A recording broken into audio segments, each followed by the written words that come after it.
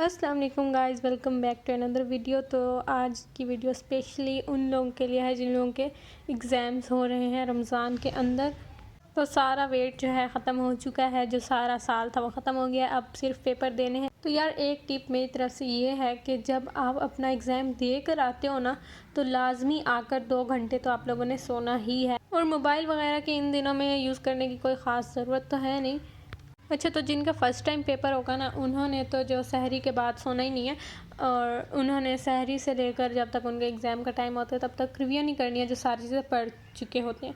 और जब एग्ज़ाम देकर आ जाएंगे तो 2 घंटे सोने के बाद फ्रेश होंगे तो दोबारा अपनी स्टडी कंटिन्यू कर सकते हैं। जहाँ बात की जाए सेकंड टाइम वाले बच्चों की, तो उन लोगों ने भी आकर अब मतलब फ्रेश हो जाना है या सो जाना है या अफ्तार करके। बाकी यार जाने से पहले जो आप लोगों के पेपर से पहले रिवीजन कर रहोगे, उसमें पिछले 2 से 3 सालों वाले MCQs जो पास पेपर के अंदर होते हैं वो ज़रूर देख कर जाने हैं। और अगर आप लोगों को लिख के याद करने की आदत है तो पूरे पैराग्राफ वगैरह आप लोगों को लिखने की ज़रूरत नहीं है। आप लोग फ्लो चार्ट बना के याद कर सकते हो अपना काम, या फिर मेन पॉइंट्स वगैरह बनाकर याद कर सकते हो। पूरे पैराग्राफ वैसे ही छापने की ज़रूरत बिल्कुल भी नहीं है। और पढ़ते पढ़ते आप लोग फॉर एग्जांपल 40 मिनट्स के लिए पढ़ रहे हो तो बीच में 10 मिनट्स की ब्रेक रख सकते हो, लेकिन उस ब्रेक में मोबाइल को यूज़ करने की बिल्कुल ज़रूरत नहीं। आप लोग पेपर दे के मोबाइल यूज़ कर ही सकते हो।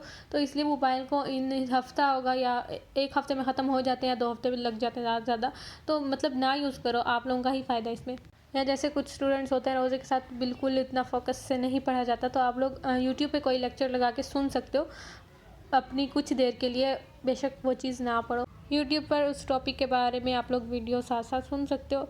और जितना ज़्यादा आप स्टडी को टाइम दोगे उतना ज़्यादा आप लोगों का फ़ायदा है। लेकिन सिर्फ ऐसे पढ़ते ही नहीं रहना, आपका दिमाग भी उस टाइम एक्टिव हो। उसके लिए आप लोगों ने जो अपनी नींद पूरी करनी है, फ्रेश होना आप लोगों का बहुत ज़्यादा ज़रूरी है। अदरवाइज़ आप लोग नेक्स्ट पेपर की तैयारी नहीं कर सकते। तभी मैं कह रही हूँ कि जब पेपर देकर आओ तो सो जाना, रेस्ट कर लेना थोड़ी देर के लिए। अपने डायग्राम्स वगैरह जो इंपॉर्टेंट है उन्हें ज़रूर बना कर जाना, उसको तैयार करके जाना। जो मेन MCQs जो बात आप लोगों के दिमाग में आती है उसको लिखते जाओ साथ साथ। बाकी यार टेंशन वगैरह लेने की ज़रूरत नहीं है, जितनी कम टेंशन लोगे उतना आप लोगों के लिए ही अच्छा होगा। अपनी तरफ से बेस्ट दो फिर। और अगर किसी एक पेपर में कुछ गलत हो जाता है तो उसकी बारे में सोचते रहने और टेंशन लेने का फ़ायदा नहीं है, इससे आपका नेक्स्ट पेपर भी ख़राब जाता है।